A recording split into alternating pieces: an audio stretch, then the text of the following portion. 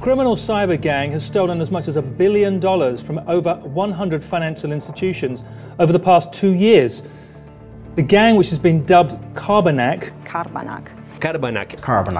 The authors of the report call it the great bank robbery of the modern era. Their ultimate goal was to steal as much money as possible, and they largely accomplished that. 2014, Russia. In the middle of the night, one of the Kaspersky Labs employees is called by, quote, the most stressed out guy he ever talked to, unquote. It was a bank employee of one of the largest Russian banks, and he was so paranoid that he didn't even want to reveal what was going on. He feared that his phone might have been bugged and his emails hacked, and insisted on a personal meeting as soon as possible. It turned out that the bank's domain controller was sending sensitive data to unknown servers in China. The domain controller is the most important server of any business, and if you can access the domain controller, you have control over everything else in that network. This means that whoever gets their hands on this server can do everything from looking at insignificant customer data to adding and removing funds from accounts, and even sending millions of dollars through the SWIFT banking system. So, if this server is doing things that nobody knows about, the bank probably has a very big problem. Astonished by the fact that someone hacked into the domain controller of a bank worth billions of dollars, the Kaspersky employees went to work. They analyzed every single network, phone, and computer connected to the internal banking network. At first, they didn't find anything suspicious. However, some of the computers had the screen-sharing software VNC installed on them, and upon questioning the bank about it, they found out that nobody ever installed it. One of Kaspersky's experts then thought that someone must be spying on the bank employees for some reason.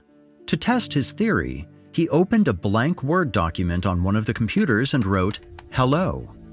He then waited, and waited, and waited, until the computer suddenly began to type on its own. "Hello, you won't catch us," was the reply. The experts were now dead set on catching the mysterious hackers, and went on to try and find out just how on earth they managed to gain control over something as important as the domain controller. They discovered that a bank employee had received an email from someone who was claiming to be a legitimate customer. However, in reality, this email was completely fake. To make things even worse, this email had a malicious Word document attached to it. The hackers had infected the file with their malware, and once the bank's employee opened this document, the malware activated itself and installed a VNC backdoor on the computer. This is what is known as a phishing attack, or to be more specific, a spear phishing attack. In these types of attacks, hackers try to look as credible as possible by creating emails that mimic real people or businesses. These emails usually have an infected file attached to them, which can be anything from a Word, Excel, or PowerPoint document, and in some cases even images or video files. Once they successfully infected a computer, the hackers could now remotely watch and control the machine. The attackers then used this infected PC to infect the rest of the machines connected to the network, and to search for the administrator's computer. This is where the next phase of the attack begins. They would slow down the admin computer by running as many background programs as possible and hoping that one of the bank employees would eventually contact IT support to fix the PC. And this is exactly what happened. Once the IT support arrived, they entered the admin passwords and tried to fix the problems on the computer. However, unbeknownst to them, they didn't fix anything. Instead, they had just compromised the security of the entire bank. Thanks to a keylogger, a program that records every keystroke made on the keyboard, the hackers obtained the admin passwords and were now able to log into the admin account and infect the remaining network of the bank. The hackers now had access to absolutely everything, and this is where Phase 3 started. They would spy on the employees for months until they knew how they operated and what protocols they followed. They were basically a shadow employee, silently watching and recording everything the bank was doing. Once they knew about all of the protocols the bank employees followed, the robbery started.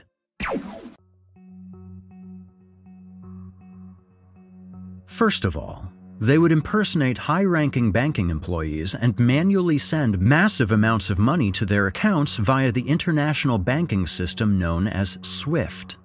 Secondly, they used the bank's e-payment system to send money to their accounts, which then again sent the money to other accounts, located mostly in China and the US. These accounts were then emptied by the henchmen of the group, which are known as money mules. The next method was akin to the stuff of Hollywood movies. Because the hackers had access to the entire internal network of the bank, they were able to remotely control ATMs and make them spit out cash whenever they wanted. These ATMs were usually in remote places, and the money was once again collected by money mules. These methods were pretty amazing, but it was the last procedure that was the most interesting one.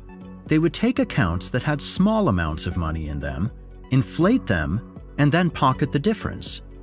However, this is where they messed up for the first time. They accidentally inflated the account of an elderly Russian man who only had 34 rubles in his account when he went to bed. The next morning, he had over 10 million rubles in the same account.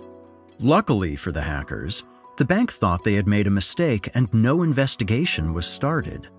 Even though the experts knew exactly how the hackers infected the bank, they were not able to find any traces that would lead them to the stolen $9 million US, and the case was eventually put on hold. A few weeks later, Eugene Kaspersky, the CEO of Kaspersky Labs, traveled to a cybersecurity conference in Singapore. There, he wanted to talk about his experience with the Carbanak hackers, and to his surprise, it turned out that this was not an isolated case. Europol, the European Union's law enforcement agency, had also registered a few of these attacks on European banks. The two then decided to team up with the banks that had been hit by Carbanak, different cybersecurity specialists, and a few experts from other intelligence agencies. The group then formed the Joint Cybercrime Action Task Force, also known as JCAT, and started to pour resources into hunting the mysterious Carbanak group. At first, they didn't find any clues about the hackers until one of the Kaspersky Labs employees found a tiny mistake in the Carbanak code. This mistake enabled the experts to send a request to the Carbanak command and control server. In basic terms, if they sent a very specific message to this server, they would receive a very specific answer. However, there was one problem. They had to send this request to the Carbanak command and control server and not any other server. But nobody knew the physical nor the digital address of this Carbanak server. This meant that the Kaspersky team had to literally scan the entire internet and send this request to every single server connected to the web, hoping that one of the servers would eventually answer them with the message they were looking for. After 2 days, they got exactly what they wanted. The Carbanak command and control server answered their request, and as a result of this, the experts were able to find it. The server was located in the country with the best IT infrastructure in Europe and the second best connected country in the world, the Netherlands. The Dutch police quickly managed to get their hands on the server and invited the experts to investigate it. The analysis of this command and control server then revealed the terrifying true scope of the Carbanak attacks. They weren't just targeting banks in Europe and Russia, but in almost every country in the world. From China, Bangladesh, India, and other Asian countries to Africa, and even the USA. The U.S. is under cyber attack as federal officials warn that a likely Russian-based hack has penetrated deep into U.S. national security infrastructure. The breach is widespread, and there are growing concerns tonight about what may come next. Without anyone noticing, the Carbanak group had been infiltrating hundreds of financial institutions and stolen over $700 million US. After this incident, the investigation got a lot more serious. The JCAT task force began to cooperate with other intelligence agencies that were also searching for the same criminals. These included organizations such as the FBI, CIA, Romanian, Russian, and Moldovan intelligence agencies, and many more. As the experts got closer to the Carbanak group, they suddenly disappeared. The hackers went silent for a few months, only to return and commit the biggest mistake of their hacking careers. Taiwan, 2016. The cybercrime group was back to business as usual, but two of the money mules were inexperienced and would cause a massive problem for the Carbanak group. While they were retrieving money from some hacked ATMs, an unsuspecting local Taiwanese resident approached the bank to also get some money. As the resident approached, the two money mules got so nervous that they left as quickly as possible and forgot a stack of 60,000 NT dollars in the ATM.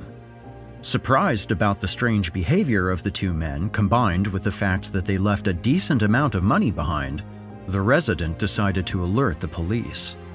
The Taiwanese police then watched the CCTV footage of the ATMs and immediately realized that something was off. They acted incredibly quickly, and before the criminals knew it, the incident was all over the news. The first bank reported that over 70 million NT dollars was withdrawn illegally. The withdrawals were made in both Taipei and Taichung across 34 ATMs and 20. To make matters even worse, the police had over 500 officers going through all of the CCTV footage they could, and they eventually tracked down the address of the two men. The competence and unbelievably quick actions of the Taiwanese police then led to the identification of 22 suspects. Most of them were Russians, and the rest were from Eastern Europe. The Carbanak group was now in big trouble, and even though 19 of the 22 suspects had already escaped Taiwan, 3 were still there, alone, in a country that was hunting them and with millions of dollars in cash. One of the remaining suspects was a Latvian man known as Andreas Pergudovs. He was the alleged leader of the operation, and after he saw his face on national TV, he quickly decided to cut his ties with the money. He went to a mountainous area near Donghu Park in Taipei, hid 2 bags full of cash, and proceeded to travel to the Yilan province. The other 2 remaining members of the gang were still in Taipei and decided to store their part of the stolen money in the luggage lockers at the Taipei train station.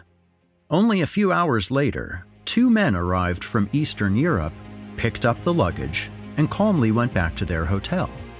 What they didn't know is that hundreds of police officers were watching them through the Taiwanese CCTV camera network. Once they arrived at the hotel and left their luggage in their room, they went to have brunch in the hotel's restaurant. This is where the police finally took action and arrested the 2 men. In a perfectly coordinated operation, the police also captured Andreas Pergudovs on the same day. The Taiwanese police had done what nobody else could, and even though the arrested men were only henchmen that didn't know much about the Carbanak group's leaders, the Taiwanese authorities managed to make the first arrest in the Carbanak case. This is where the manhunt for the leaders of the group begins.